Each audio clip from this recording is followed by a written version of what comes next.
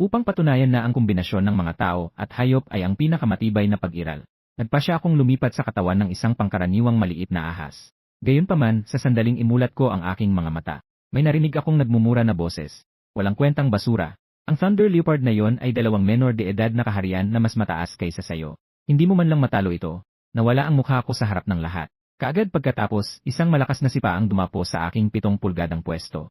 Muntik na nila akong ipadala para ma-reincarnate. Matapos sumanib sa mga alaala ng orihinal na may-ari, napatingin ako sa babaeng nasa harapan ko. Isang nakakatakot na kislap ang sumilay sa kanyang mga mata. Ito ay isang mundo kung saan pinapaamo ng lahat ang mga hayop. Ang mga tao ay nakakakuha ng kapangyarihan sa paglilinang bilang kapalit sa pamamagitan ng pagkontrata ng mga espiritong hayop. Ang orihinal na may-ari ay isang ordinaryong third-tier armored snake. Ang tusong babae na nagmumura sa harapan ko ay walang iba kundi si Master Liu Ruyan. Dahil ang orihinal na may-ari ay kinontrata ni Liu Ruyan. Ang mga araw na iyon ay parang nasa isang malaimpyernong kulungan. Araw-araw ay high-intensity training. Kung hindi natapos ang gawain, hindi bibigyan ng pagkain ang orihinal na may-ari. Talaga, ito ay tulad ng pag-ugutom sa loob ng 3 araw at pagkatapos ay kumain ng 9 na pagkain. Sa wakas ay nakapasok sa ordinaryong 3 baitang. Gayunpaman, nais ni Liu Ruyan na patunayan na siya ay isang pinili ng langit. Napilitan ng orihinal na may-ari na labanan ang isang regular na 5th-tier Thunder Leopard. Ang pagkakaiba sa kanilang mga antas ng pangunawa kasama ng talamak na gutom. Ang orihinal na may-ari ay natalo sa loob lamang ng ilang round. Pakiramdam ni Liu Ruyan ay nawalan siya ng mukha matapos matalo sa laban. Dinala nila ang orihinal na may-ari sa batis at binugbog siya. Ang orihinal na may-ari ay malubhang nasugatan sa labanan. Matapos bugbugin ni Liu Ruyan, siya ay na-reincarnated on the spot. Kaya naman nakapag-transmigrate ako sa katawan na ito. Mabuti ang magkaroon ng ganitong may-ari. Ang orihinal na may-ari ng katawan na ito ay medyo malas. Napabuntong hininga ako sa loob-loob. Ikaw na walang kwentang basura. Umalis ka sa daan ko. Malamig na bumuntong hininga si Liu Ruyan. Tapos sinipa niya ako ng malakas sa tagiliran. Umungol ako ng mahina. Maraming sariwang dugo ang sumirip mula sa kanyang bibig. Buwisit na hampas lupa. Hindi kita hahayaang makawala dito. Habang pinagmamasdan ko ang papaalis na figura ni Liu Ruyan, isang ideya ang biglang pumasok sa aking mga mata. Kung isang araw kaya kong maging matatag. Ang unang pumatay ay si Liu Ruyan. Ang nakitang host ay nakakatugon sa pamantayan. Ang pinakamakapangyarihang sistema ng ebolusyon na lumalamon ay naisaaktibo. Nagulat ako nang marinig ko ang notification sa isip ko. Ito ang Golden Finger Credit. Tuwang-tuwa matapos mapagtanto ang nangyari. Host, Qin Xiao, lahi, ahas na may baluti, antas, karaniwang antas negatibo 3, malubhang sugatan, talento, makapal na baluti level, malaking pagtaas sa depensa ng mga kaliskis, puntos ng ebolusyon, 0 paghahati 300. Sistema. Meron ka bang newbie gift pack? Mayroon bang anumang paraan upang pagalingin ang aking mga sugat? Mabilis kong tanong sa sarili ko. Nasugatan na ang katawan na ito. Itinurok sa katawan noong una itong lumipat. Inubos din ng sipa na yon ang lahat ng lakas. Kung hindi ka tumatanggap ng paggamot, kalimutan ang tungkol sa paglamon at pag-unlad. Baka sipain na lang niya ang balde saglit. Gayunpaman, pagkatapos ng mahabang panahon na paghihintay, wala pa rin akong narinig na tugon ng system. Isang task panel lang ang nakikita ko. Nakumpleto ang newbie quest, nabuhay ka, gantimpala, ugat ng dragon. Ang pagkakita sa gawaing ito ay nagpalamig sa aking gulugod. Napakahusay ng beginner quest. Tila ang sistema ay hindi maaasahan. Dapat ba akong nasa mundong ito pagkatapos kong lumipat? Habang iniisip ko kung paano mabubuhay, isang malinaw at malambing na tunog ng plauta ang pumasok sa aking tainga. Siya yun. Napatingin ako sa direksyon ng tunog ng plauta. Nakilala ko ang tao sa isang sulyap. Si Long Qingsui, kasama si Liu Ruyan, ay kilala bilang isa sa 2 nagniningning na perlas ng Jinling Martial Arts High School. Kung si Liu Ruyan ay isang uri ng masigla at masiglang batang babae, si Long Qingsui ay talagang isang malamig at malayong diyosa. Ang balat ay kasing kinis ng cream. Mahabang buhok hanggang baywang. Ang kanyang malamig na mga mata ay natural na nagdadala ng isang pahiwatig ng pagiging aloof at kawalang interes. Nang makita ko kung sino yon, isang masamang premonisyon ang agad na bumalot sa loob ko. Bakit siya napunta rito? Nandito ba sila para sipain ang isang tao kapag nakababa sila? Sa mga alaala ng orihinal na may-ari. Dahil ang kasikatan ni Long Qingsui ay palaging nauuna kaysa kay Liu Ruyan. Sa makatuwid, tinatarget ni Liu Ruyan ang Long Qingsui sa bawat pagliko. At ako ang dating espiritong hayop ni Liu Ruyan. Kapag nalaman ito ni Long Qingsui, tiyak na sasamantalahin niya ang sitwasyon. Ang espiritong hayop ni Liu Ruyan, ito ba ay inabandona? May bakas ng pagkagulat sa mga mata ni Long Qingsui habang nakatingin siya sa akin. Bakit siya pumunta dito? Hindi mo naman talaga ako gugustuhing atakihin, di ba? Tiningnan ko si Long Qingsui ng maingat. Kung maglakas loob siyang hawakan ako. Kahit na ang ibig sabihin nito ay bigyan ng kagat si Long Qingsui. Nagkaroon ng klang. Ang plauta sa kamay ni Long Qingsui ay agad na nagbago sa isang longsword. Nang makita ko ang eksenang ito, nanlaki agad ang mga mata ko. Sino ang mabait na taong nagtago ng espada sa plauta? Bukod dito, malinaw na ipinahiwatig ng paraan ng kabilang partido na nilayon nila akong salakayin. I clenched my teeth. Sinubukan kong bumangon at lumaban, ngunit nalaman kong wala akong lakas. Nakatingin kay Long Qingsu na palapit ng palapit. Pumikit ako sa kawalan ng pag-asa. Totoo ba talaga na kailangan kong mamatay pagkatapos na maipanganak muli? Gayunpaman, pagkatapos maghintay ng mahabang panahon, ang naisip na nakamamatay na suntok ay hindi nangyari. Dahan-dahan kong binuksan ang mata ko. Nakatayo doon si Long Qingsu, may hawak na espada. Nakatutok ang kanyang mga mata sa batis. Anong ginagawa niya? Isang bakas ng pagdududa ang sumilay sa aking mga mata. Sinusundan ang tingin ni Long Qingsu.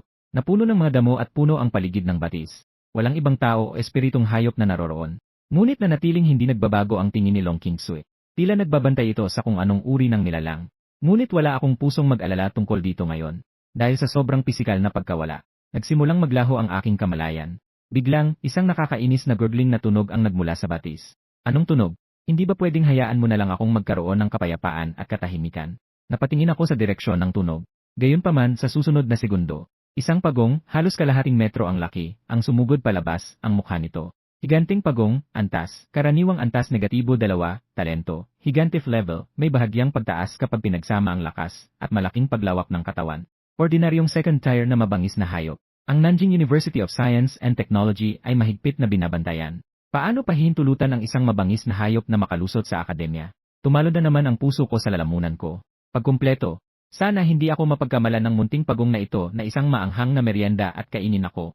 Sa wakas natagpuan na kita. Tumalim ang tingin ni Long Qingsu.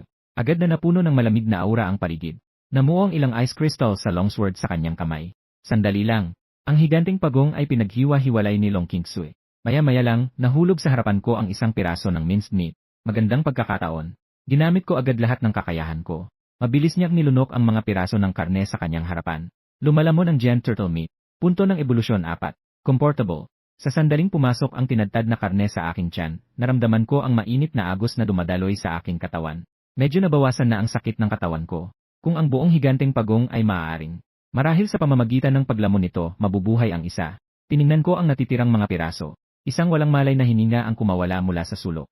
Ngunit dahil malapit lang si Long Qingsu, hindi ako mangangahas na hayagang lamunin ito. Kung sakaling saksakin niya rin ako, tiyak na mapapahamak ako. Mabuti. Ako ba sa huli ay walang kakayahang magpaamo ng mga hayop? Marahan na bumuntong hininga si Long Qingsu. May bakas ng disappointment sa kanyang mga mata. Ang dambuhalang pagong na iyon ay talagang ang espiritong hayop na inihahanda niyang kontrahin. Ngunit ang kanyang talento sa pagpapaamo ng hayop ay talagang napakahirap. Ang pulso ng higanting pagong ay nasa pinakamababang grado. Ang sinumang may kahit kaunting talento sa pagpapaamo ng hayop ay maaaring bumuo ng isang kontrata. Ang mga pagtatangka ni Long Qingsu na bumuo ng isang kontrata sa kanya ay nauwi sa kabiguan. Sa isang sandali ng kawalang ina, nakatakas ang higanting pagong sa batis. Upang maiwasan itong makapinsala sa iba, kinailangan itong putulin. Bumuntong hininga si Long Qingsu at saka umalis sa lugar. Bahagya akong natigilan nang makita ko ito. Ang tortoise shell na ito ay maaaring makakuha ng hindi bababa sa ilang daang Daxia coins. Talagang ayaw ni Long Qingsu sa alinman sa kanila. Siya kaya ang binibini ng ilang mayamang pamilya. Bagamat may mga pagdududa sa puso ko, pero hindi ko pwedeng alalahanin yon sa ngayon. Matapos makumpirma na si Long Qingsu ay nakalayo na, nilamon ko ito ng walang pag-aalinlangan. Malapit na. Nilamon ko ang higanting pagong na kasing laki ng 1 metro. Ang orihinal na may-ari ay isang regular na third tier na nilalang. Mahigit 2 metro na ang haba nito. Ang paglamon ng isang higanting pagong na halos kalahating metro ang haba ay isang piraso ng cake. Binabati kita, host, sa pagkumpleto ng misyon ng baguhan. Gantimpala ng Dragon Vein. Habang tumulog ang tunog ng notification ng system, ang aking mga sugat ay gumagaling sa bilis na nakikita ng mata. Ang katawan na orihinal na natatakpan ng mga sugat. Ngayon ay natatakpan na ito ng pininturahan na kaliskis ng dragon. Lumaki ito ng mahigit 4 na metro sa isang kisap mata. Ang mga sungay ng dragon, nakakaiba sa mga dragon, ay tumubo mula sa kanilang mga ulo. Ang mga kuko ng dragon ay nag-evolve din sa kanilang tiyan. Matapos kong maramdaman ang mga pagbabago sa aking katawan, ang aking agarang pagpupumilit ay ang umungal at dagdagan ang pananabi. Ngunit kung isa sa alang-alang na ito pa rin ang lugar ng Nanjing University of Science and Technology, pinipigilan ko lang ang excitement ko at nagtago sa batis. Ipinagmamalaki ng Jinling Martial Arts University ang maraming makapangyarihang individual.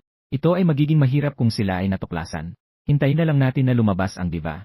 Tungkol sa hamak na babaeng yon, si Liu Ruyan.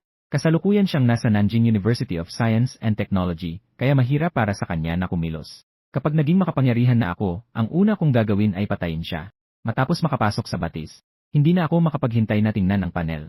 Host, Qin Xiao, lahi, dragon ng ugat, antas, karaniwang antas negatibo 3, talento, katawang apoy a level, ang lahi ng dragon ay likas na may kakayahang kontrolin ang apoy.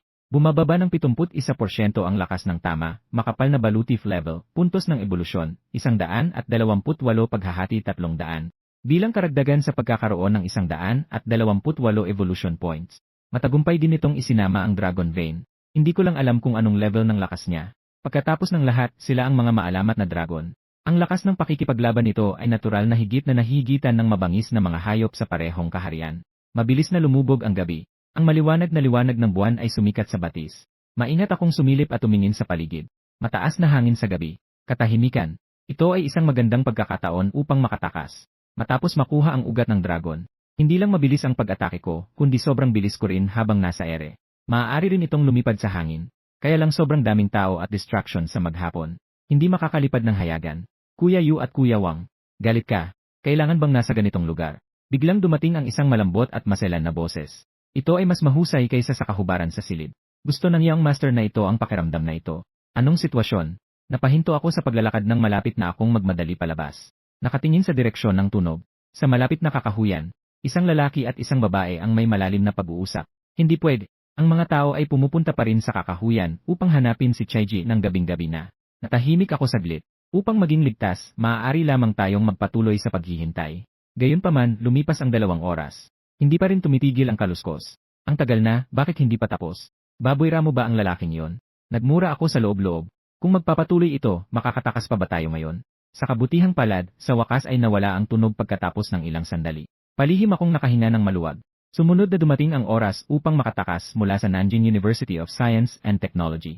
Ang susunod na sandali, dumiretso talaga silang dalawa sa batis. Ipagpatuloy natin ang ating malalim na talakayan.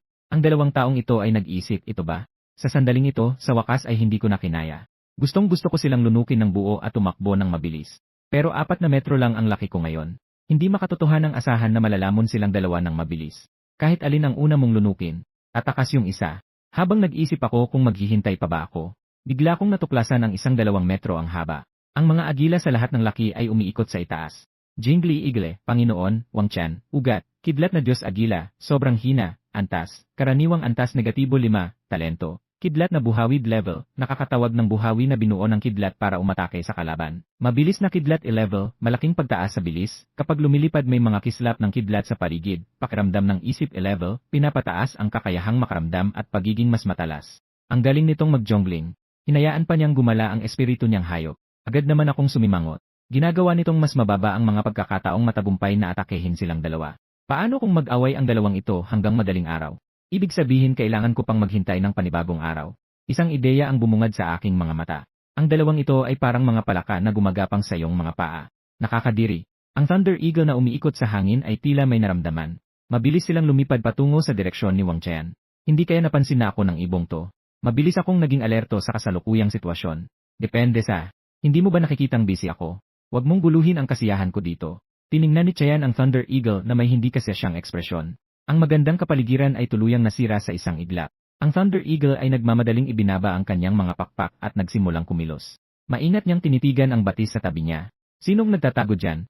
Umalis ka na dito. Napansin na may mali sa Thunder Eagle. Mabilis na itinaas ni Wang Tian ang kanyang pantalon at tumingin sa ibabaw. Hindi ka lalabas ha? Tapos pipilitin kitang lumabas. Malamig na bumuntong hininga si Wang Ping.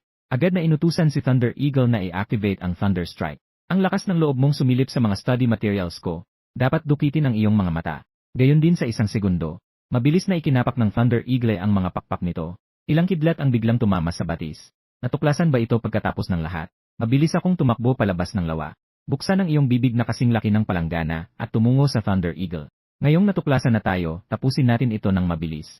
Hanggat ang Thunder Eagle ay haharapin. Ang natitirang dalawa ay hindi isang banta sa lahat. Ano ito? Paanong hindi ko nakita ito dati? Isang bakas ng pagdududa ang lumitaw sa mga mata ni Wang Qian. Bagaman mayroong lahat ng uri ng mga espiritong hayop sa Blue Star. Ngunit ang mga dragon ay hindi kailanman lumitaw. Mga parang ahas na nilalang. Kahit na matapos ang paghahanap sa lahat ng mga libro, walang mahanap si Wang Qian ng anumang impormasyon. Kuya Wang, dapat ba tayong humingi ng tulong sa ating tagapayo? Gulat na tinitigan ng babae ang eksenang nasa harapan niya. Subconsciously napalunok siya. Ano ang kinakatakutan mo? Ang aking Thunderhawk ay isa lamang ordinaryong 5th-tier spirit beast. Ang mabangis na hayop na ito ay mukhang isang regular na tier 3 na hayop. Ngunit ang malaking sukat nito ay maaaring matakot sa iyo. Kung maglakas loob kang humingi ng tulong sa iyong tutor ng mag-isa, hintayin na lang ang paghihiganti ng pamilya Wang. Agila ng kulob. Kunin ng buhay ang parang ahas na ito. Gustong makita ng young master na ito kung anong klaseng halimaw ito. Malamig na bumuntong hininga si Wang Tian at nag-utos. Bilang panganay na anak ng pamilya Wang, kung lumabas ang balita ng paghahanap kay Chaiji sa kalagitnaan ng gabi, paano kaya siya magkakasundo sa akademi pagkatapos nito?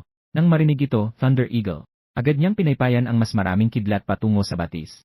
Bahagya akong kumunot ang noo sa sitwasyon ngayon.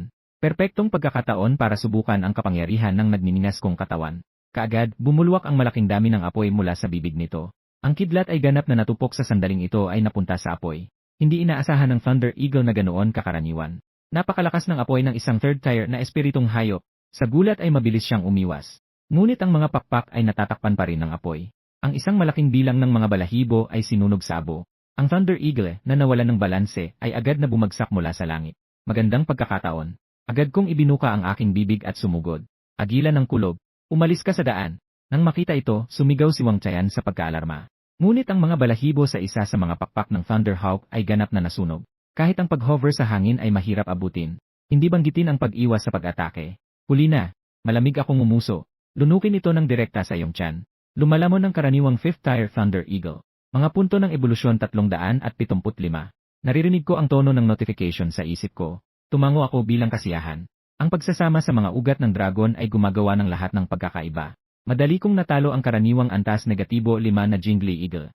Gayunpaman, ang kaguluhan mula sa labanan ngayon ay medyo makabuluhan. Tinatayang nakatawag na ito ng atensyon ng mga faculty member sa loob ng kolehiyo. Kailangan na nating umalis dito ng mabilis. Sa pag-iisip nito, mabilis akong tumalikod at tumakbo palayo. Napakahusay. Tuluyan ng umalis ang mabangis na hayop. Pangalawang sampal. Kung paanong ang babae ay nag-enjoy sa kanyang bagong tuklas na buhay. Biglang tumama sa mukha ko ang matinding sakit. Ano bang maganda dito? Ang Thunderhawk na yon ay nagdulot ng malaking halaga sa aking ama. Ngayon ay kinain na ito ng hindi kilalang mabangis na hayop. Kasalanan mo ang lahat, basura ka. Kung hindi mo ako pinangunahan, paano ako makakapunta dito para hanapin si Chiji? Paano kaya makakain ang aking Thunderhawk? Galit pa rin si Wang Tian matapos siyang sampalin. Itaas ang iyong kamay upang magpatuloy sa paghagupit. Biglang umalingaw ang isang mabagsik na boses. Sino ka ba? Anong ginagawa mo dito? Bahagyang kumunot ang noo ni Wang Tian. Tumingin sa direksyon kung saan nanggaling ang tunog. Ang susunod na segundo, isang tigre, madaling mahigit 10 metro ang haba, ang lumitaw sa harap nila. Isang matipunong lalaki ang nakatayo sa ulo ng tigre. Ang galing, Professor Zhao. Isang mabangis na hayop ang umatake sa amin. Nilamon din nito ang aking espiritong hayop. Tumakas sila sa direksyong iyon ngayon.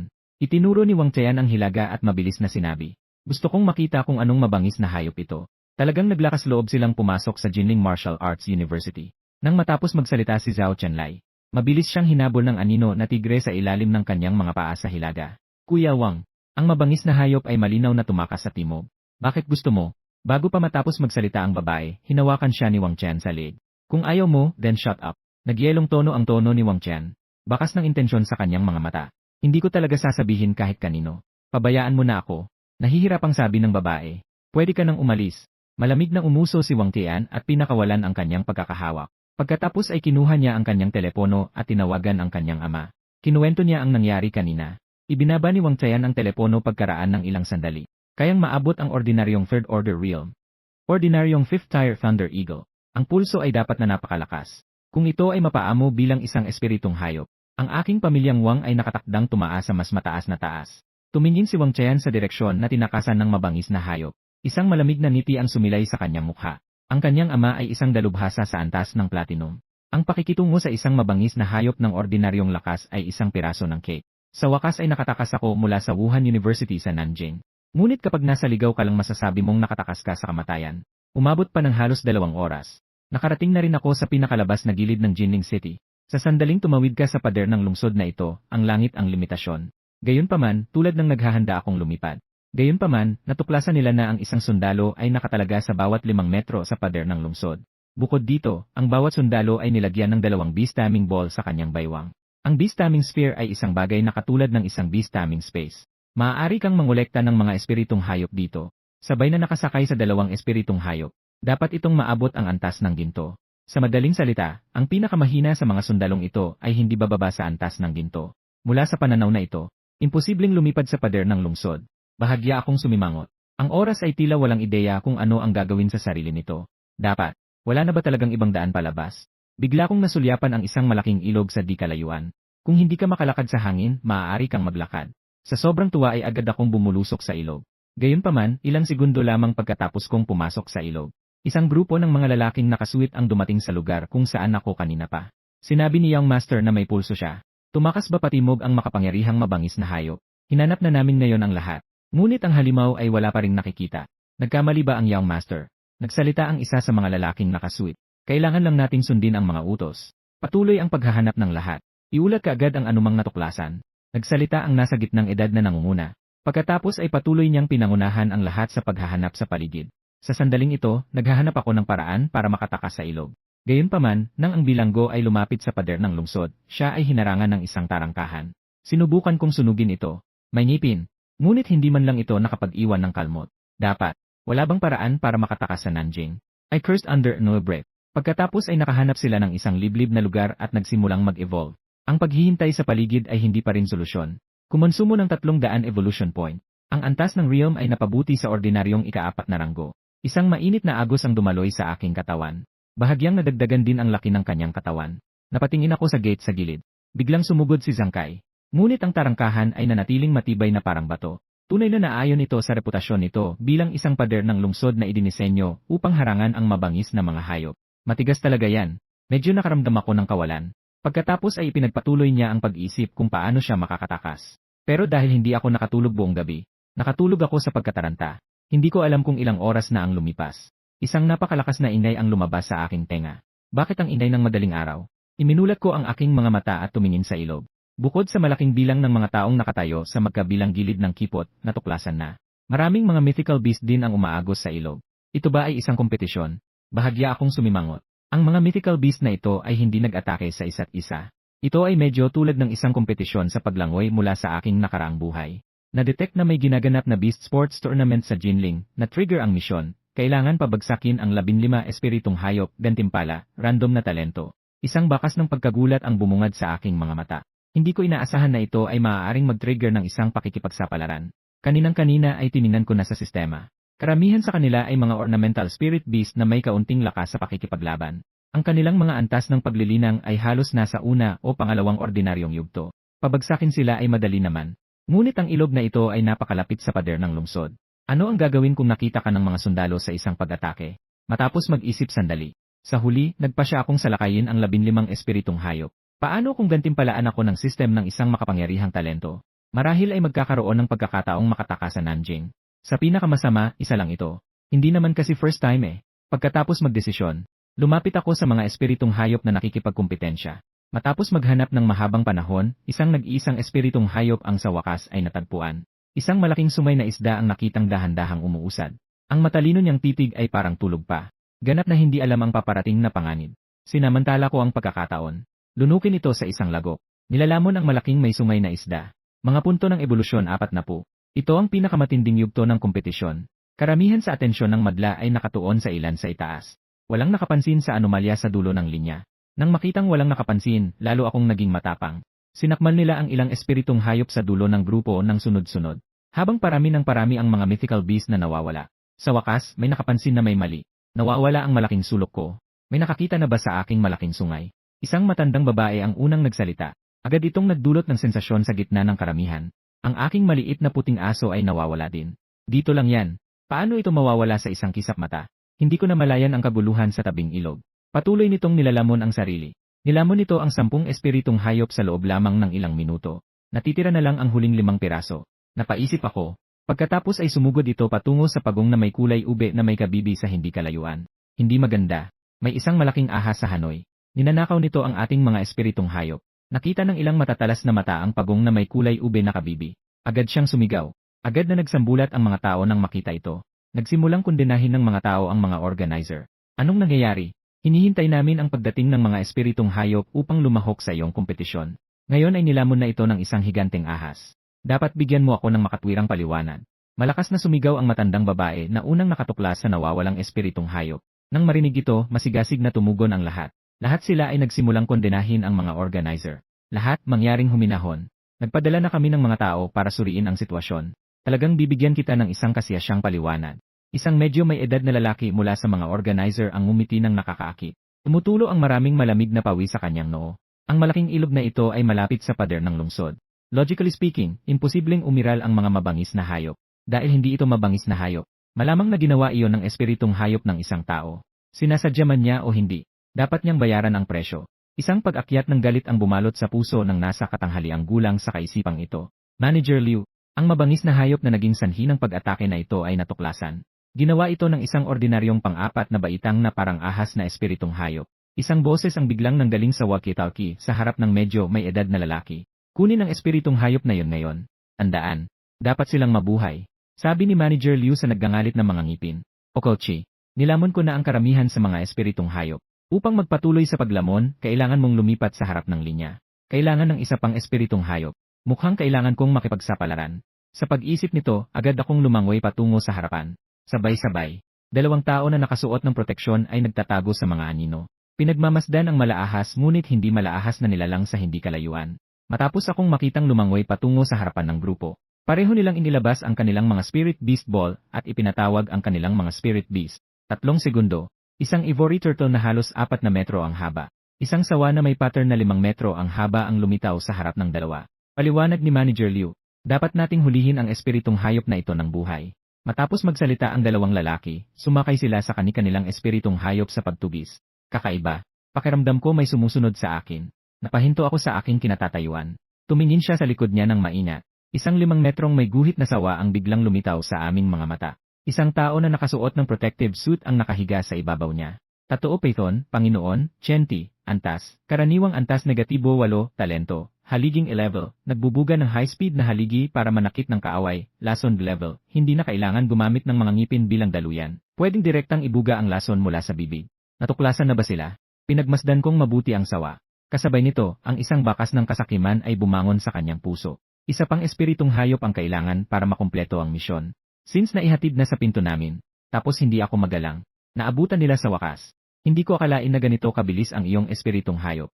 Mahinang sabi ni Chentai. Ang kanyang Python tatoo ay isang pangkaraniwang 8-tier item. Halos hindi na nila maabutan itong ordinaryong pang-4 na baitang espiritong hayop. Tatoo sawa. Kunin ang espiritong hayop na ito para sa akin. Upang mabuhay. Mahinang sabi ni Chentai. Pagkatapos ay lumangoy siya sa gilid at tumingin sa likuran niya. Napaisip siya. Mabagal talaga ang pagong nagaring ni Liu dun. Sobrang tagal na at hindi ko pa rin naabutan. Pero ayos lang. Sa ganoong paraan, ang lahat ng kredito ay magiging sayo. Gayunpaman pagkatapos ng ilang sandali. Ang balat ng sawa ay hindi pa naglulunsad ng pag-atake. Si Chentai ay medyo naguguluhan. Pagtingin sa may tatoo na sawa, nakita niyang nanginginig ang buong partido. Tila may nakita silang nakakatakot na nilalang. Ano ang ibig mong sabihin dito? Hindi man lang ba nila susundin ang utos ko? Simulan ito kaagad. Agad namang saway ni Chentai. Ano ang nakuha sa Python tatoo na ito ngayon? Bakit parang nakita nila ang kanilang ninuno kapag nakita nila ang espiritong hayop na ito? Gayunpaman, hindi alam ng sawa kung bakit ito nanginginig. Ngunit sa kaibuturan ko, nakaramdam ako ng walang pangalang takot. Gayunpaman, dahil si Master Chentai ay nagbigay na ng utos, kinailangan din itong mag-ipon ng lakas ng loob na maglunsad ng isang inisyatiba. Nang makita ang sawa na diretsong sumusugod sa kanya, napaisip agad ako sa sarili ko. Sistema, upgrade mo ako dali. Nilamon lang nito ang higit sa 100 espiritong hayop. Nakakuha ng halos 900 evolution point. Sa natitirang 203 puntos, sapat na para mag-level up ng 2 beses. Kumonsumo ng 900 evolution point. Ang antas ng realm ay tumaas sa ordinaryong ika-6 na ranggo. Sa loob lang ng ilang segundo, ang laki ko ay direktang lumampas sa 5 metro. Maging mas malaki pa ito ng bahagya kaysa sa karaniwang antas negatibo 8 na tatoo Python. Bahagyang nabigla si Chentai sa kanyang nakita. Napakatalino ng espiritong hayop na ito. Alam din nila kung paano itago ang kanilang lakas. Kahit medyo nagulat, pero hindi naman siya nagpanik. Paano kung itinatago mo ang iyong lakas? Regular na pang-6 na baitang lang iyon. Ito ay 2 buong menor de edad na kaharian sa ibaba ng may pattern ng Python. Nakaharap sa sawa na dumiretso sa kanya. Agad kong ibinuka ang aking bibig. Parang kidlat na tumatama sa kabilang panig. Wala pang reaksyon ang sawa. Hinawakan ko siya sa leeg pagkalapit niya. Isang mayaman at sariwang lasa ang bumungad kaagad. 2 beses siyang nagpumiglas bago namatay agad. Pagkatapos ng pagsasanib Dragon Vein, puno ng matatalas na ngipin ang bibig ko. Sapat na para gumaan ang bigat ng katawan ng sawa. Hindi nagtagal. Ang sawa noon ay tuluyan kong nilalamon. Kumagat. Lumalamon sa sawa. Evolution point 671. Binabati kita, host, sa pagkumpleto ng misyon. Dapat ba akong bumuhit ng mga talento? Walang bunutan. Pinili kong tumanggi. Alisin muna natin ang mga taong nasa harapan natin. Paano ito posible? Ang aking Python tatoo ay nabili sa ilang segundo. Hindi makapaniwalang tumitig si Chentay sa eksenang nasa harapan niya. Saglit, nakalimutan kong tumakas. Nang mapansin niyang nakatingin ako sa kanya, naalala tuloy ni Chentay na kailangan niyang tumakas. Gayunpaman, ang pagkakaiba ng bilis sa pagitan ng dalawa ay mas malaki kaysa sa isang bahagi ng isang segundo. Ang distansya ay nabawasan ng higit sa kalahati sa loob lamang ng ilang segundo. Napakabilis ng espiritong hayop na ito, hindi kaya dito na ako mamamatay. Nang si Chentay ay nagsisimula ng mawalan ng pag-asa, isang pamilyar na boses ang biglang nagmula sa harapan. Chentay, bakit hindi mo ako hinintay? Nagtagumpay ka bang talunin ang espiritong hayop na iyon? Huli na dumating si Liu Dun, nakasakay sa isang ivory tortoise. Agad na sumigaw si Chenti para humingi ng tulong. Liu Dun, tulungan mo ako. Ang hitsura ni Liu Dun ay nagbigay sa kanya ng kislap ng pag-asa. Sabay-sabay, may nakita din akong pagong nagaring sa di kalayuan. Gusto nilang iligtas ang mga tao mula sa aking mga kamay. Walang tanong, napangisi ako sa loob-loob, tapos biglang sumabog. Dumating sila sa likod ni Chentay sa isang iglap. Sa isang kuko, siya ay tinadtad sa ilang piraso. Ito, tumakbo ng mabilis. Nakita ni Liu Dun ang eksenang ito. Ang pagong nagaring ay agad na nag-utos sa takot na tumakas. Pero hindi ko siya bibigyan ng pagkakataon. Hindi ako gagawa ng katangahan gaya ng pagpapabalik ng tigre sa bundok. Pinagmamasdan ang pagong nagaring na tumatakas at sinusubukang tumakas. Hinawakan ko ng isang kagat ang hulihan na binti ng kausap. Sa isang malakas na paghatak, ang buong likod ay napunit. Sinabayan pa ng mahinang pag-iyak. Ang pagong nagaring na nawalan ng isang tusk ay mabilis na pumulupot sa loob ng shell nito. Bakit ka nagtatago sa loob ng shell mo, tanga? Bilisan mo lumabas ka para gumapang ako. Si Liu Dun, sa labas ng shell ng pagong, ay agad na nataranta. Ang pagong na ito ay may isang shell para sa proteksyon. Pero hindi niya ginawa. Hindi kailangang magmadali. Mauuna na ako. Ipapadala ko itong ivory turtle para makasama ka ng kaunti. Bulong ko, bagamat hindi maintindihan ni Liu Dun. Pero hindi yun hadlang sa pagiging masaya ko. Pagkatapos ay napalunok siya ng buo. Lumalamon sa mga tao. Mga punto ng ebolusyon 287. Bahagya akong natigilan nang marinig ko ang notification ng system. Ang dami talaga nilang binigay. Dapat nilunok ko rin ang taong iyon. Kung bibigyan ako ng Diyos ng isa pang pagkakataon. Gusto kong magsabi ng 3 salita kay Chentay. Lalamunin kita. Nakatingin sa shell ng pagong na puno ng barbs. Bahagya akong sumimangot. Paano ko ba sisimulan? Matapos paikutin ang shell ng pagong ng 2 beses. Isang malamig na tawa ang pinakawalan ko. Pagkatapos ay ibinuka nito ang bibig at nagbuga ng apoy sa shell ng pagong. Sa sandaling dumampi ang apoy sa lawa. Isang malaking halaga ng singaw ang bumulwak. Yung ivory turtle sa loob ng shell din kasi. Dahil hindi nila kinaya ang mataas na temperatura, inilabas nila ang kanilang mga ulo. Nakalabas na rin sa wakas. Nang ilabas ng pagong nagaring ang ulo nito, kinagat ko agad ang leg nito sa isang iglap. Natanggal ang buong ulo sa isang iglap. Lumalamon sa ivory turtle. Mga punto ng ebolusyon 613. Pagkatapos ng pakikitungo sa mga nakakainis na lalaki na ito, pagkatapos ay tiningnan ko ang mga gantimpala sa misyon. Sistema. Extra talent. Napaisip ako. Ang susunod na segundo, 3 katangian ng talento ang lumitaw sa harapan ko. Sinli, Tisali Adenje Lan Ting Trong, isa Gani, Chan Nen Hinting Philippine A, isa, mata ng pagnanasa, level, nakakakita ng pinakamalalim na pagnanasa ng anumang nilalang. At ang sinapol ng mata ng pagnanasa ay unti-unting lalaki ang pagnanasang nasa puso. 2. Hiwalay na katawan, level, nakakatawag ng isang kaparehong kopya na tumatagal ng 5 minuto. 3. Nakamamatay na paglipat, level. Kapag tinamaan ng fatal na pinsala ay hindi mamamatay at kusang ite-teleport sa isang random na lugar sa loob ng 30 kilometro. Bahagya akong kumunot ang noo nang makita ko ang 3 talento na ito. Bagamat may talent siya sa level. Ngunit ang pinakamalaking problema ko ngayon ay ang pagtaka sa Nanjing. Ang Eye of Bathing ay malinaw na hindi nakakatulong. Maaari lamang nating isuko ito ng walang pag-aalinlangan. Tulad ng para sa kakayahang lumikha ng mga clone na pupunta ng walang sinasabi. Ang ikatlong talento ay ang Fatal Teleportation. Bagamat medyo nakadepende ito sa swerte. Ngunit ito na ang pinakamahusay na pagpipilian. Host, Kinsiao, Ugat, Dragon, Antas, Karaniwang Antas Negatibo 6, Talento, Katawang Apoy a level, Nakamamatay na paglipat a level, Makapal na Balutif level, Puntos ng Ebolusyon, 1,771 paghahati 600. Nang makita ko ang panel, tuwang-tuwa ako. Sistema. I-upgrade mo ako. Kumagat. Gumagamit ng 1,300 evolution point. Ang antas ng realm ay tumaas sa ordinaryong ika-8 ranggo. Habang dumarami ang kaharian, ang kanyang taas ay lumampas sa 9 na metro. Ang mga kaliskis ay naging lalong makintab. Ang depensa at lakas ay tumaas din ng malaki. Pagkatapos ay tumingin siya sa ilog. Isang determinadong kislap ang sumilay sa kanyang mga mata. Sana ay hindi masyadong masama ang swerte ko. Ang susunod na segundo, isang nakakabinging dagundong ng isang dragon ang umalingaw mula sa malaking ilog. Mahusay na boses. Maging ang ibabaw ng ilog ay bahagyang nanginginig. Ang dagundong ay narinig hindi lamang ng mga tao sa magkabilang panig ng ilog. Kahit na ang mga sundalo sa pader ng lungsod ay narinig ito. Ngunit dahil sa kakulangan ng mga utos mula sa mga nakatataas, walang umalis sa kanilang post nang walang pahintulot. Diyos ko, anong nilalang ang gumagawa ng dagundong na yon? May mabangis kayang hayop na nakatago sa malaking ilog na ito. Tumakbo ang lahat. Ang ilog na ito ay may mga mabangis na hayop. Agad na bumalot ang takot sa magkabilang pampang ng ilog. Nang matapos ang dagundong ng dragon, lumabas ako ng ilog. Diretso itong lumipad patungo sa pader ng lungsod. Kakaiba. Bakit hindi nagre-react ang mga sundalong ito? Sa sandaling nasa himpapawid, napatingin ako sa hindi gumagalaw na pader ng lungsod. Isang bakas ng pagdududa ang sumilay sa mga mata ng sundalo. Ang mga sundalong ito ay pawang mga powerhouse sa antas ng ginto. Imposibleng hindi ko nadiskubre ang sarili ko. Kahit gaano ako kagaling. Sa ganitong paraan hindi ko kailangang umasa sa swerte. Sa pag-isip nito, tuwang-tuwa ako. Pagkatapos ay pinalakas nito ang bilis ng paglipad. Gayunpaman, nang malapit na akong lumipad sa pader ng lungsod, isang binata na nakauniforme ng militar. Biglang sumulpot ang lalaki sa harapan ko. Napakabilis ng bilis.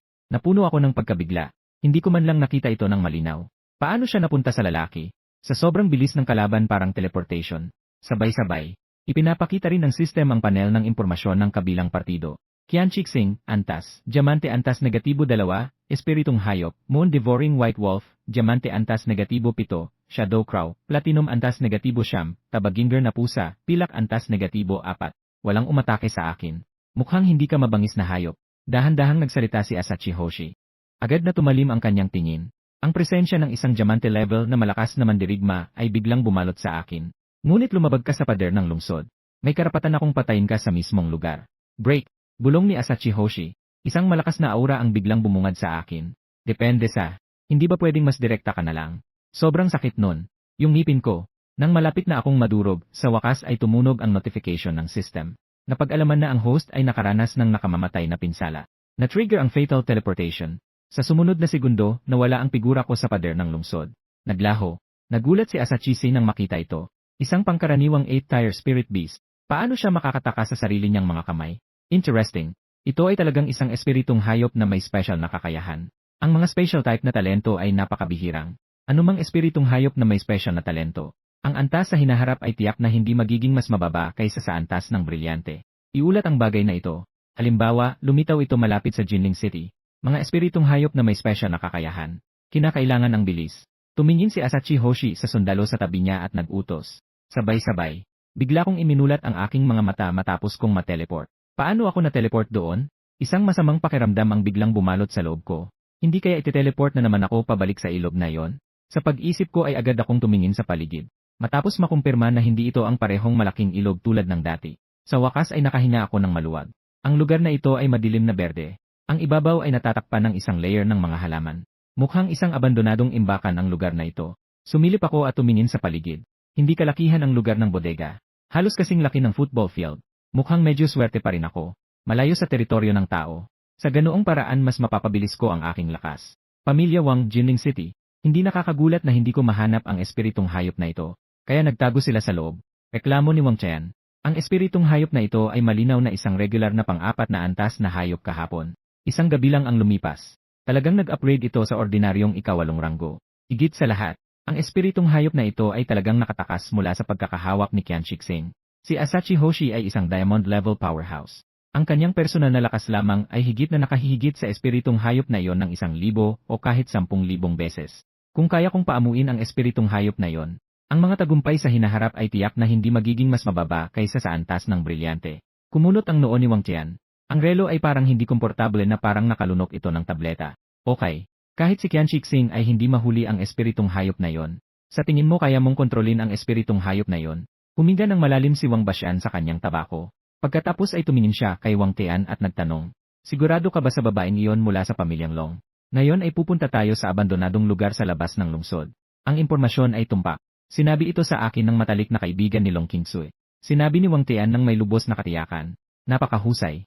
Ngayon, sisiguraduhin kong ganap na magwawakas ang mahabang linya ng pamilya. Malungkot ang mga mata ni Wang Bashan. Isang malamig na ngiti ang sumilay sa kanyang mukha. Ang pamilya Wang at ang pamilyang Long ay kilala bilang dalawang pangunahing pamilya sa Jinling City. Ngunit mula nang ang ulo ng pamilyang Long at ang kanyang asawa ay sunod-sunod na nawala 3 taon na ang nakalilipas. Bumagsak ang lakas ng pamilya Long. Ngayon ay isang platinum level na butler na lang ang natitira para panatilihing nakalutang ang mga bagay. Hanggat mapupunas ang Long Qingsui. Pagkatapos ang linya ng mahabang pamilya ay ganap na mapapawi. Matapos niyang isama ang pamilyang Long. Pagkatapos ang Jinling City ay naging domain ng pamilya Wang. Sa oras na ito, malaya akong lumalamon ng mga mabangis na hayop sa loob ng imbakan. Lumalamon ang higanteng hipon. Mga punto ng ebolusyon 276. Lumalamon ang unicorn. Evolution point 418. Lumalamon sa maruming pagong. Mas maraming mabangis na hayop sa labas ng lungsod. Ang bilis kung saan ang mga puntos ng ebolusyon ay nakuha ay hindi ka panipaniwala. Nakakuha ako ng 1,760 puntos sa wala pang kalahating oras. Panahon na para sa isang ebolusyon. Pagkatapos ay hinarap ko ang Ice Armor Crocodile na ngayon ko lang nakita. Mahinang bulong ko. Aksidente lang ang Ice Armor Crocodile. Isang ordinaryong mabangis na halimaw ang natuklasan. Ngunit sa sandaling iyon ay nag-teleport pa lang ako doon. Hindi pa naghihilom ang mga sugat niya. Sa makatuwid, maaari lamang nilang lamunin muna ang ilang mas mahihinang mabangis na hayop. Sistema. Upgrade mo ako dali. Kumagat. Gumagamit ng 1,700 evolution points. Ang antas ng realm ay tumaas sa ordinaryong ikapitong ranggo. Sa kasalukuyan, may natitira pang 60 evolution point. Katatapos ko lang mag-upgrade at lilipat na sana para hanapin ang Ice Crocodile. Isang boses ang pumasok sa tenga ko. Miss, ang target natin sa pagkakataong ito ay isang regular na level 10 Ice Armor Crocodile. Gusto mo ba talagang lumaban sa tabi natin? Reservoir Bank. Isang lalaking may mabait at tapat na anyo. Taimtim niyang pinayuhan ang babaeng nasa harapan niya. Sumunod sa likod ang 4 na kasama. Tio Zhao, hindi mo na kailangang pilitin pa akong hikayatin. Wala akong talent sa pagpapaamo ng hayop. Ang tanging paraan upang maging mas malakas ay ang desperadong pagsasanay sa martial arts. Isang pahiwatig ng mapanglaw ang bumungad sa mga mata ni Long Qingsui. Pareho ng kanilang mga magulang ay diamond level beast tamers. Sa kasamaang palad, siya ay isang walang kwentang tao na walang talento sa pagpapaamo ng hayop. Tahimik na bumuntong hininga si Long Qingsui. Personal kong haharapin ang mga mabangis na hayop sa hinaharap. Mas mainam na magsanay ng higit pa ngayon. Ang bodega na ito ay naglalaman ng maraming mabangis na hayop. Perpekto para sa pagsasanay. Hanggat hindi ka makakatagpo ng bronze level na mabangis na hayop, magiging maayos ka. CJ, Miss, pagkatapos naming manghuli ng Ice Armor Crocodile, hayaang magsanay ang binibini sa natitirang mababangis na hayop. Nakikita ang pagpupursige ni Long Qingsui. Walang pagpipilian si Zhao Dahai kundi ang pumayag. Narinig ko ng malinaw ang usapan nila. Isang bakas ng pang-aalipusta ang sumilay sa kanyang mga mata habang tinitingnan niya si Long Qingsui at ang iba pa. Bukod sa lalaking tinatawag na Uncle Zhao na medyo mas malakas, mayroong bronze level na Iron Mastiff Brown. Ang iba ay hindi dapat katakutan. Ngunit hindi ko intensyon na direktang atakihin si Long Qingsui at ang iba pa. Kung tutuusin, wala pa akong nakitang bronze level na Spirit Beast. Hindi malinaw kung gaano sila kalakas.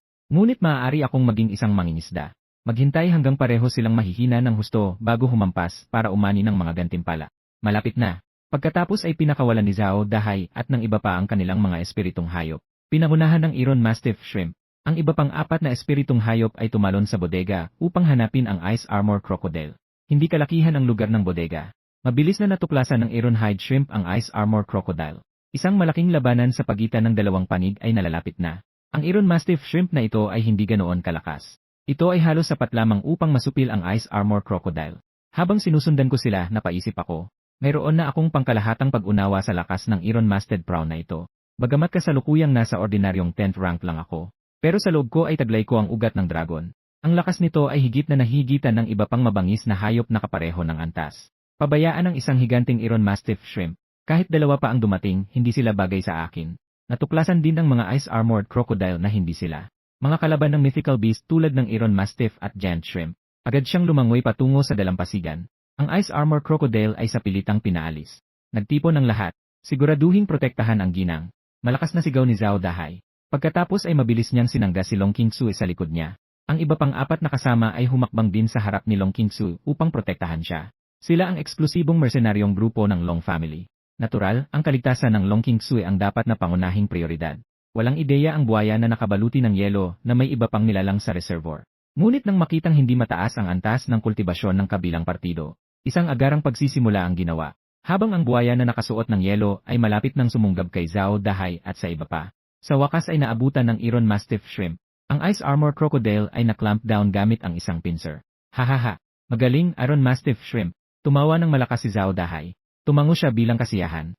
Ang mga kuko ng Iron Mastiff Prawn ay maaaring magpakawala ng puwersa na 1,000 libra. Kapag nahuli, walang pagkakataong makatakas. Medyo malakas ang Ice Armored Crocodile na ito. Sayang lang medyo mababa yung level. Kung ito ay nasa Bronze Realm din. Ang Iron Masted Prawn na ito ay hindi katugma sa Ice Armored Crocodile. Napaisip ako, natapos na ang labanan ng dalawang panig. Ang susunod ay ako, ang mangingisda. Gayunpaman, nang malapit na akong kumilos upang harapin si Zhao Dahay at ang iba pa, isang malakas na sigaw ng agila ang umalingaw-ngaw. Kaagad pagkatapos, isang malaking bola ng apoy ang nahulog mula sa langit. Diretso itong nabasag sa Iron Mastiff Prawn.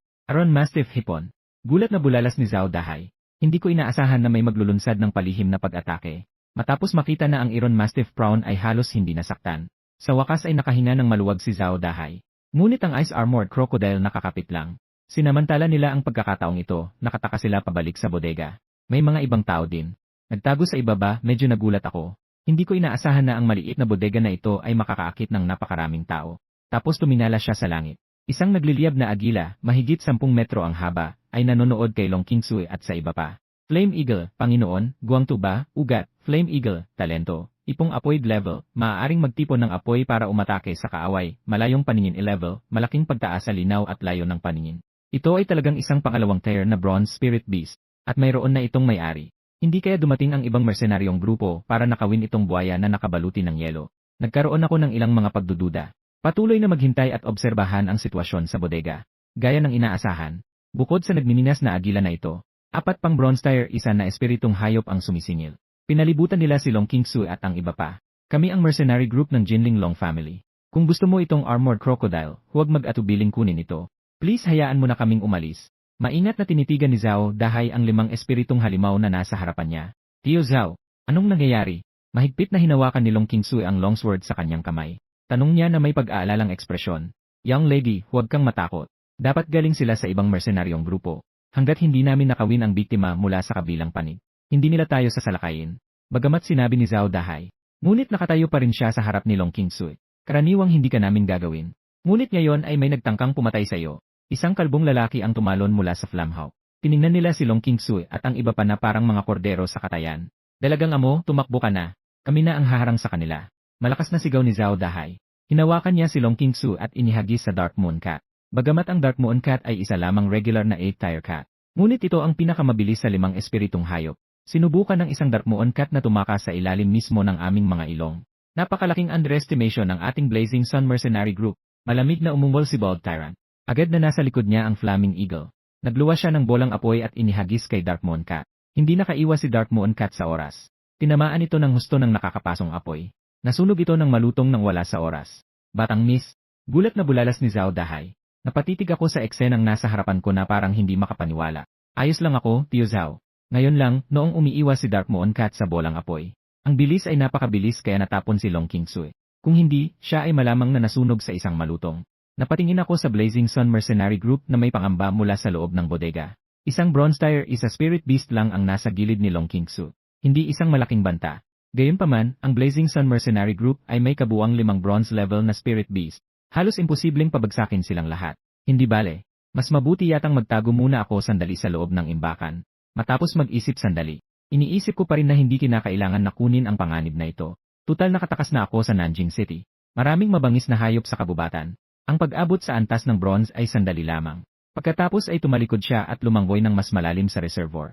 Bigla kong napansin ang isang anino na gumagalaw sa di kalayuan. Hindi ba yan ang Ice Armored Crocodile? Agad naman akong natuwa. Hindi kayang talunin ang mga espiritong hayop sa antas ng tanso. Hindi ba kita matatalo? Sa sandaling ito, ang Ice Armored Crocodile ay ganap na walang kamalayan sa paparating na panganib. Mabilis silang lumalangoy pabalik sa kanilang pugad. Ang ikinagulat ko ay, mayroon pang ang 5 o 6 na itlog ng buhaya sa pugad. Sa hindi inaasahang pagkakataon, nagkaroon ng hindi inaasahang pakinabang. Nagliwanag ang mata ko, dahil ang Ice Armor Crocodile ay napakainit. Pagkatapos ay hindi ako tatayo sa seremonya. Agad kong inikot ang katawan ko at nagsimulang gumalaw. Gamit ang bibig nito na nakabuka sa lig ng Ice Armored Crocodile. Kahit na ang Ice Armored Crocodile ay ilabas agad ang Ice Armor nito. Pero bago ang matalas kong ngipin ng dragon, ang lahat ng mga depensa ay hindi epektibo. Sa loob lamang ng ilang segundo, ang Ice Armor Crocodile ay ganap na walang buhay. Lumalamon sa Ice Armor Crocodile. Evolution Point 811. May natitira pang higit sa 100 Evolution Point. Pagkatapos ay maaari kang humakbang sa Bronze Realm. Tiningnan ko ang 6 na itlog ng buhaya sa pugad. Nang walang pag-alinlangan, agad nitong nilamon lahat. Lumalamon ang 6 na Ice Armor Crocodile Egg. Mga punto ng evolusyon 180. Sistema. Gusto kong mag-evolve. Agad akong nag-recite. Hanggat sumulong ka sa Bronze Realm. Anuman ang Long Qingsui o ang Liang Mercenary Group, maaari lang silang maging pagkain ko. Kumonsumo ng 1,000 evolution point. Ang antas ng realm ay tumaas sa bronze tier 1. Kasalukuyang isinasagawa ang random na pagpili ng talento. Bahagya akong natigilan nang marinig ko ang tono ng notification. Sa hindi inaasahang pagkakataon, sa pagpasok sa susunod na pangunahing kaharian, ang sistema ay magbibigay din ng talento. Sa sandaling ito, kailangan kong humanga sa mga kahanga-hangang kakayahan ng system. Mahalagang malaman na karamihan sa mga espiritong hayop ay mayroon lamang 2 o 3 talento. Tanging ang mga espiritong may malalakas na ugat. Ang mga hayop ay nagtataglay ng 3 o higit pang talento. Pareho sa huling pagkakataon. Ang sistema ay random na pumili ng 3 talento. Mata ng Bath's rank. Bahagyang kumunot ang noo ko nang makita ang talentong ito. Bakit na naman? Tingnan muna natin ang iba. 2, apoy a level, nagbabago ang kulay ng apoy at malaki ang pagtaas ng kapangyarihan nito, at hindi nababawasan ang lakas kahit patuloy itong umaagos. Ang pamamaga na ito ay hindi masama. Bumagay ito sa kanyang maapoy na katawan. Tumango ako bilang kasiyahan. Hindi ko inaasahan na ang unang 2 talento ay may ganoong kataas na kalidad. Pagkatapos ay tumingin siya sa ikatlong talento. 3, reinkarnasyon ng espiritu, ses level, natatanging talento, gumagastos ng lakas espiritu para gawing sariling alagad ang napatay na kaaway sa anyong hindi buhay, kung gagastos ng mas maraming lakas espiritu. Maaaring ma-upgrade ang mga alagad. Nang makita ko iyon ay agad akong huminga ng malalim. Pinili ko ang spirit reincarnation nang hindi man lang nag-isip. Ang pag-aalinlangan kahit 1 segundo ay ang tamang gawin. Kawalang-galang sa nag-iisang talento sa antas ng yaya. Host, Qin Xiao, Dragon Vein, Antas, Bronze Antas Negatibo 1, Talento, Reinkarnasyon ng Espiritu, ses level na tatanging talento, Katawang Apoy, a level, Nakamamatay na Paglipat, a level, Makapal na Baluti, level, Puntos ng Ebolusyon, 50 paghahati 5,000, Lakas Espiritu, 0, Pagpatay ng mga nilalang ang nagbibigay ng lakas espiritu, at ang eksaktong halaga ay nakabatay sa antas ng nilalang. Matapos makapasok sa Bronze Realm, ang laki ko ay tumaas ng husto hanggang 15 metro. Ang mga sungay ng dragon ay naging mas kahanga-hanga. Ang matutulis na mga kuko ng dragon ay kumikinang sa isang nakakalamig na liwanag. Bukod sa isang wika ang biglang lumitaw sa aking isipan. Wika ng hayop. Nang makita ko ito, agad akong nataranta. Wala pa akong narinig na mga espiritong hayop na nakakapag-usap sa isa't isa. Ang mga espiritong hayop lamang ba sa Bronze Realm at higit pa ang nakakapagsalita ng wikang hayop? Di bale. Bakit mag-alala masyado? Malalaman natin kapag nakakita tayo ng iba pang mga espiritong hayop mamaya. Subukan muna natin ang mga epekto ng muling pagsilang ng espiritu. Sistema. Paano nga ba dapat gamitin ang pamamaraang ito ng muling pagsilang ng espiritu? Sinumang nilalang na mapatumba ng host. Lahat sila ay mabubuhay na muli sa pamamagitan ng muling pagsilang sa espiritu. Kailangan lamang ng host na tahimik na bigkasin ang pangalan ng ibang tao. Kaya ganyan. Buhayin natin ang Ice Armor Crocodile at tingnan kung paano ito napupunta. Tahimik kong binibigkas sa aking puso. Unang beses na sumailalim ang host sa Spirit River. Isang libreng pagkakataon sa pagsubok ang iniaalok bilang isang espesyal na regalo. Buhayin ang Ice Armor Crocodile, Standard Tier 1-0. Agad namang nagliwanag ang mata ko. Pinili niya agad ang, bakit hindi samantalahin ang isang bagay na libre? Ang susunod na segundo, isang 6 na metrong Ice Armored Crocodile ang biglang lumitaw sa aming mga mata. Gaya ng inaasahan sa isang talento sa antas ng yaya. Kahit na ang kanilang antas ng paglilinang at talento ay napanatili ng buo, ang pinagkaiba lang ay ang kanyang mga mata ay naging malungkot na kulay abo. Parang bangkay na naglalakad. Tumango ako bilang kasiyahan. Lumalangway sa itaas ng reservoir. Lumalangway sa itaas ng reservoir. Hindi ko pa nasusubukan ang isang bronze level na spirit beast. Dapat itong magbigay ng kaunting mga punto ng ebolusyon. Sa pag-isip nito, napangiti ako ng kilay. Pagkatapos ng matinding labanan, isa lamang sa mga mersenaryo ng Long family ang natira. Zhao Dahai. Gayunpaman, ito ay kailangang maging maaga o huli. Bakit pilit kang lumalaban? Ngumisi si Bald Tyrant. Isang masamang kislap ang sumilay sa kanyang mga mata habang nakatingin siya kay Long Kingsui. Nabalitaan ko na ang panganay na anak na babae ng Long family ay isang sikat na Alof goddess sa Jinling City. Hanggat pinapaginhawa mo ako, baka kaya kong iligtas ang buhay mo. Kuya, paano naman tayo? Gusto rin naming subukan ang kagandahang ito. Nakiisa rin sa gulo ang ibang miyembro. Makatitiyak ka. Pagkatapos kong matikman, lahat ay nakakakuha ng bahagi. Tumawa ng malakas si Bald Tyrant. Hindi nila siniseryoso si Zhao Dahai. Batang miss. Ang Sunfire Mercenary Group ay walang magandang nilalang. Tutulungan kita ng Iron Hound Shrimp na makatakas mula sa bodega mamaya. Sasakupin ko ang pag-urong mo. Tiniis ni Zhao Dahai ang sakit sa kanyang mga ngipin. Pero, baka sa mukha ni Long Kingsui ang pag-aalinlangan. Aron Mastiff Hipon. Bilisan mo at ilayo mo sa bodega ang binibini. Galit na umungol si Zhao Dahai. Pagkatapos ay nag-isa siyang umaksyon patungo kay Bald Tyrant at sa kanyang barkada. Ang mga Iron Mastiff Prawns ay walang mansa ng tinta. Matapos hawakan si Long Kingsui, agad siyang tumalon sa bodega at tumakbo palayo. Sinusubukang tumakas mula sa ilalim ng aking ilong. Hindi pwede. Malamig na umungol si Bald Tyrant. Puno ng paghamak ang kanyang mga mata. Kayong apat ay humarap kay Zhao Dahai. Ako mismo ang pupunta at kukuha kay Long Kingsui. Pagkatapos sabihin yon, tumalon si Baldiba papunta sa Flaming Eagle. Gayunpaman, nang malapit na niyang habulin si Long Qingsui.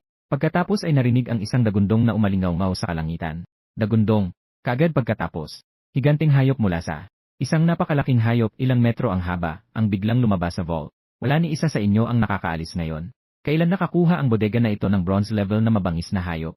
Bukod dito, ito ay isang buong sukat na mas malaki kaysa sa Flame Eagle. Bahagyang kumunot ang noo ni Bald Tyrant habang nakatingin sa biglang sumulpot na mabangis na hayop. Paano kung malaki ka na? Mas mababa pa ito sa Flaming Eagle ko. Ang pinakamahalagang bagay ngayon ay ibalik si Long Qingsui. Kung hindi, mahirap ipaliwanag sa pamilya Yu. Malamig na umungol si Bald Tyrant.